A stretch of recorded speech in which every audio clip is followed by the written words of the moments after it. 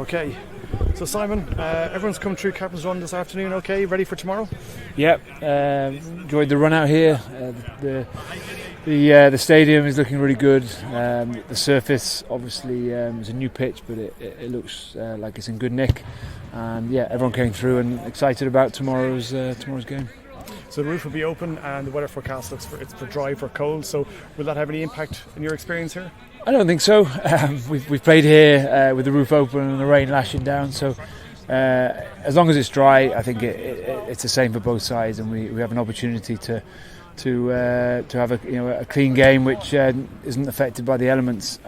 The wind won't be an issue in here, and if it's cold, well, I'm sure the players will soon warm up in the heat of the battle. So yeah, it'll be great if the roof stays open. It's still a fantastic stadium to play in, regardless of the crowd. And of course, Wayne Pivac had success with your old club Scarlets. Difficult enough 2020, but what are you expecting from his side tomorrow? Yeah, I think we can probably put that behind us and them. They'll be desperate to improve on their recent performances and results, but this is a new tournament, their opportunity to start fresh. They've had a year together now, and similarly to the same as us, so a lot of their things will be embedded. They'll feel like they're in a much stronger place than they were the last time we played them. So we expect a team that's going to come here and play us here with the confidence, playing at home.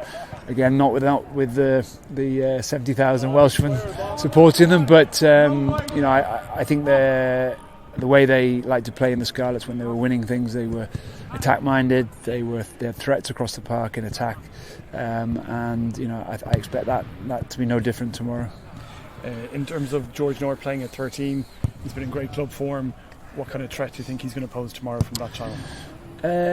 George is comfortable now, I think, on the wing or at 13. He's played recently at 13 for Wales in the autumn, and he looked really comfortable there. Partnering Johnny Williams in the centre, someone who is probably a little bit unknown, but highly respected and regarded as a young, strong young centre that is finding his way into the international scene, but can be a really dynamic runner, and the two of them pose a pretty abrasive midfield for Wales, so we can expect that they're going to come after us with the ball in hand. They're going to look to be destructive in defence with the size they've got in that midfield, and it poses us lots of questions, and I'm sure they'll look to pose us problems. Our challenge is to make sure that we're good. We can combat their threats, not just George and Johnny Williams in the centre, but obviously if they get it wide to Reece Samet and Hallam Amos and Lee halfpenny at fullback, then they have a backline to threaten any side. So our challenge will be making sure that we win those physical battles, and then off the back of that, hopefully nullify their kind of many threats that they've got. And then just finally, Cardiff has been a tough place for Ireland to get a result in the Championship for the last few years. What needs to happen for us tomorrow to ensure that we get on the right side of the result?